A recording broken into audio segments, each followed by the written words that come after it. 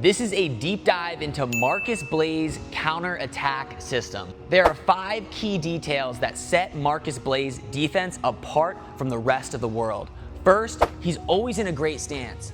His stance is never above his opponents. He's always at the same level or below, even in the third period, and that's one of the biggest differences. A lot of people in the first minute, they can stay in a great stance, right? They're moving around here. But after their opponent pulls on their head for a whole period and their back gets all tired and their opponent keeps faking on them and they're just getting exhausted, the stance starts to come up. They start backing away, bouncing a little bit, coming back in.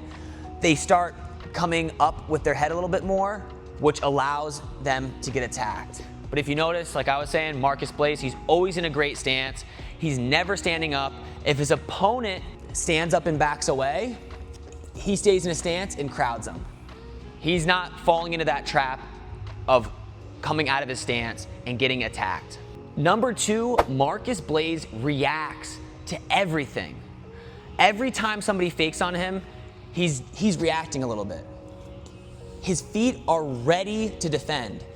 He's not standing there while his opponent fakes on him and he's just not making any down block or reaction. Every time a fake happens, he's here. He's throwing his feet back a little bit, throwing his hands down, and he's not necessarily overreacting where he's gonna gas himself out. He's matching the reaction, right? If his opponent fakes on him, he may just throw his hands down a little bit, right? Hands to the mat, head down, feet back, just like that. He's not sprawling, which I talked about in other videos. When somebody fakes on us, we do not sprawl. This is not a great position for me to be able to wrestle from, right? It's very hard to wrestle from when your hips are flat on the mat. Most of the time, he's just throwing, I'll go ahead and fake, he's just throwing his hands down like this, his head goes down and his feet jump back. Sometimes he's going back even more, so go ahead and do a deeper fake. If it's a deeper fake, he may throw his feet back even more. But the biggest difference is, no matter if it's the first 30 seconds or the last 30 seconds of a match, he's consistent. I think that's the biggest difference between like a guy like Marcus Blaze and other people, is he can do it for a whole match. In that first minute, I think everybody's, ready to react. When somebody fakes on them, they're ready to move, they're ready to react. But again, just like the stance thing I talked about in the first key detail, you get tired, you stop reacting. And a good wrestler, they're waiting for you to stop reacting, right? If every time Tyrell faked on me, I was down blocking, and then 2 minutes go by, and I'm getting pretty tired, and Tyrell starts faking and I stop reacting, he's gonna notice that and he's gonna hit his attack. Watch how Marcus Blaze reacts to every single fake Nahshon Garrett throws at him. This allows him to be ready for when Nahshon decides to attack, which we'll see later on, where Nahshon shoots into attacks and he's ready to throw his feet back, throw his hands down, and really not allow Nahshon to get anywhere near his legs. If you're enjoying this instructional video and you're serious about improving your wrestling, go check out the Iron Faith Academy. The link is posted right in the description. Right when you join, it's a 7-day free trial. You're gonna get access to over 75 full-length instructional videos, as well as a place where you can ask questions, post your matches, get them reviewed, and so much more. So again, just click the link right in the description, sign up for your free trial today. Number 3, Marcus Blaze uses his head to defend shots, especially from the open.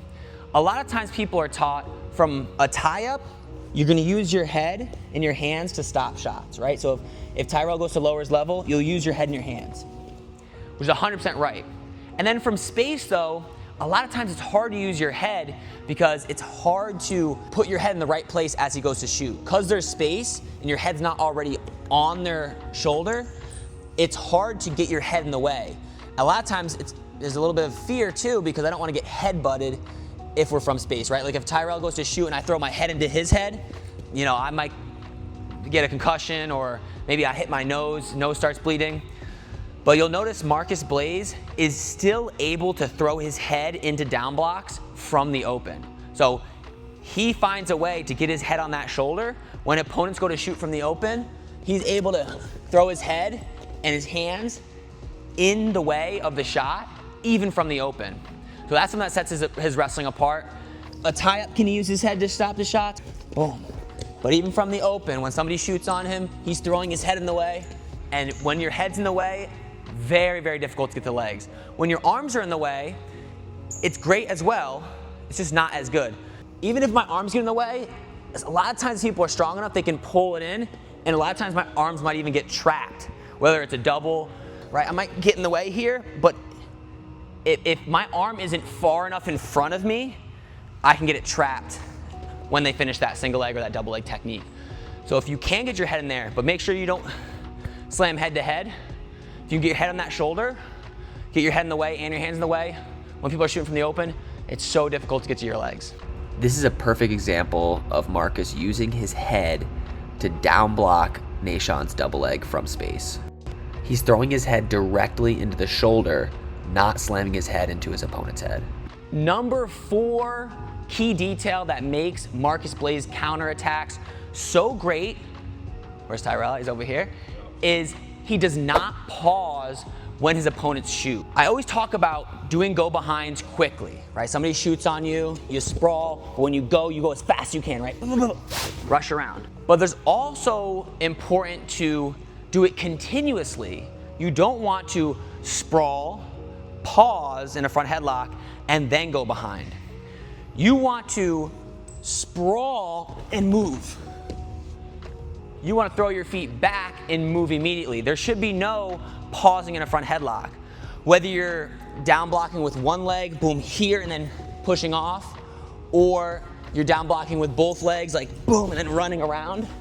You notice I'm bouncing off my feet. My feet are jumping back, and I'm pushing off of them to go behind. Very important. Obviously, you want to do the whole thing very quickly, but I think the biggest mistake people make is they're hanging out. Like, so Tyrell gets a shot, they're more going here, boom, they're defending, and they're hanging here, and then they're dealing with the front headlock position, which is a much more difficult position to score from than if you would have just hustled behind.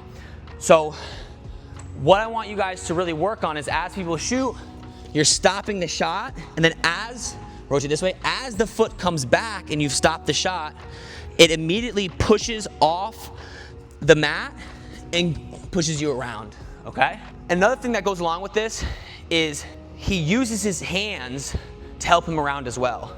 So depending on how he down blocks, whether his hands are underneath, whether he gets a collar tie or an inside tie when he down blocks, I want you guys to use your hands to assist the go behind. For example, Tyrell goes to shoot, and I've stopped it in his shot, head's in the way, my hands got on him.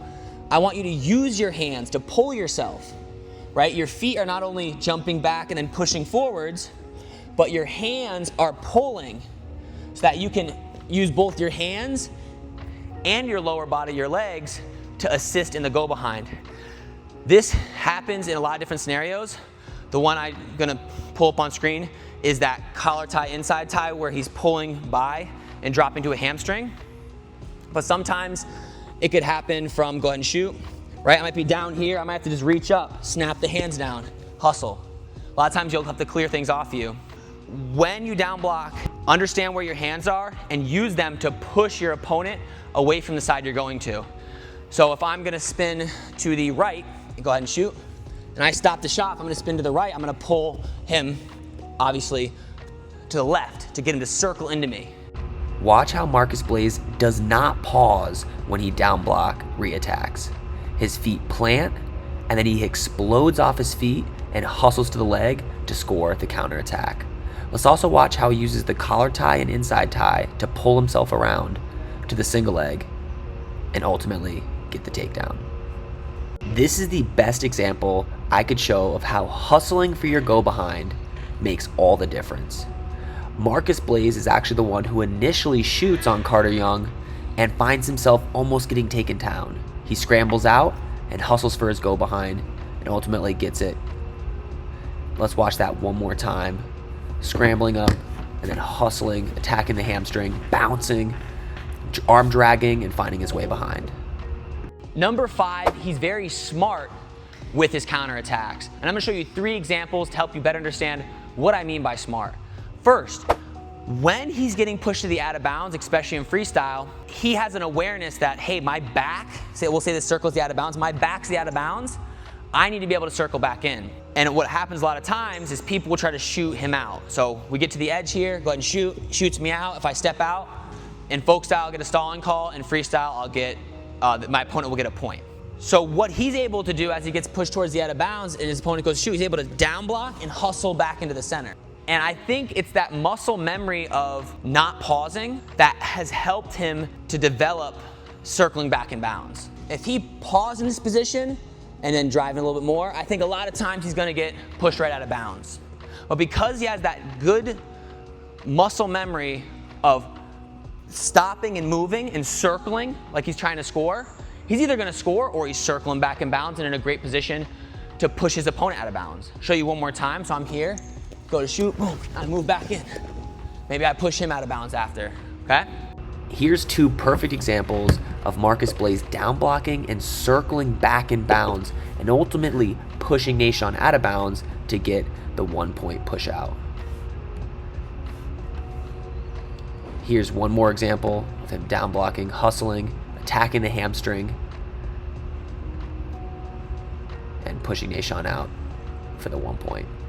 Number 2, he may or may not grab the leg. One match, which I'll pull up in a second, he gets to a position where he can score. He can grab that leg and re-attack. But instead, he's up by a bunch of points. I think he's up by 4 points in this match. If not, you'll see the score in a second.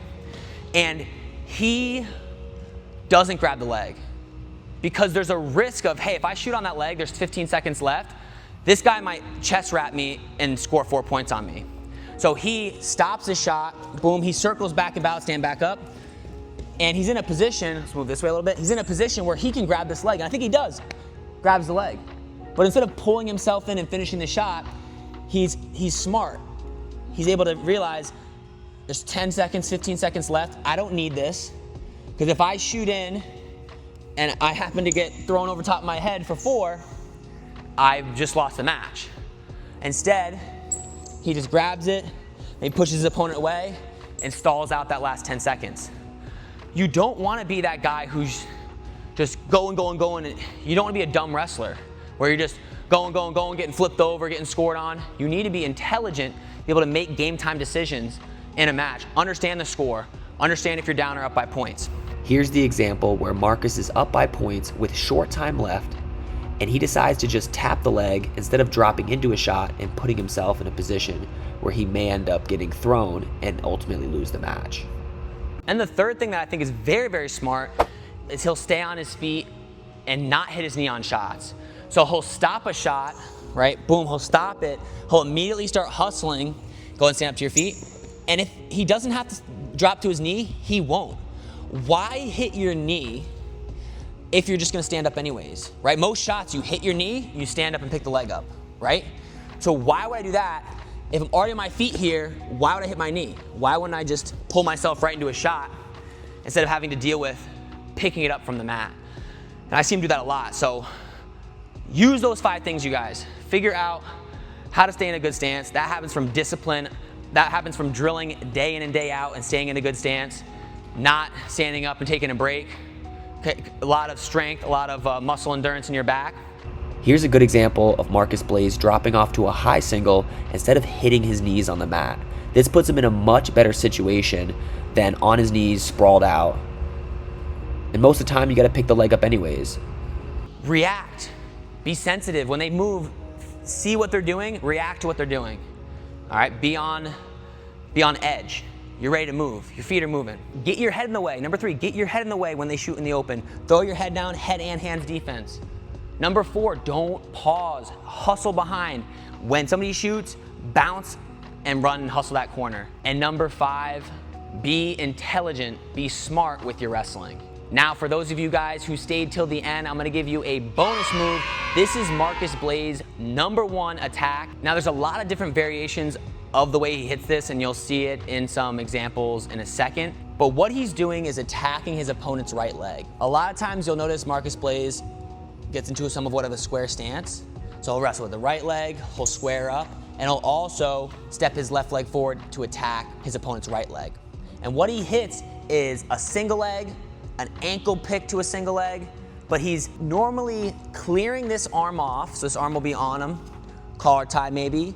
He'll clear this arm off, whether it's a chop, a drag, some sort of snap down where he clears the arm off, and then he'll drop to this leg. Some examples that you'll see specifically is he'll drag right into the single leg. Another one you'll see him do is more of a chop, and he'll drop more to that ankle pick. What I mean is he's chopping and dropping low. From this point, he'll recover to a single leg most of the time, get back to good position and finish the takedown. Sometimes he'll actually hit the ankle pick. I've seen this a couple times where, again, it's all the same stuff, but he'll throw a collar on the right side.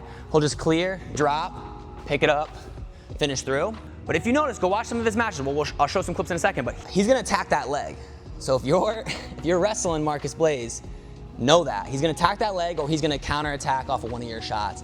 That's what you're seeing the majority of the time. He has a little less options for offense than the last video we did, which was on PJ Dukes. Let's check out a couple examples of Marcus Blaze hitting his #1 attack.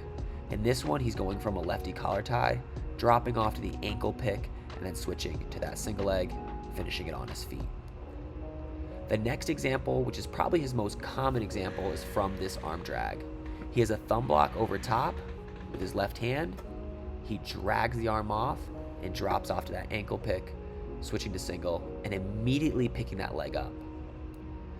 Let's watch that same technique done against Carter Young right here.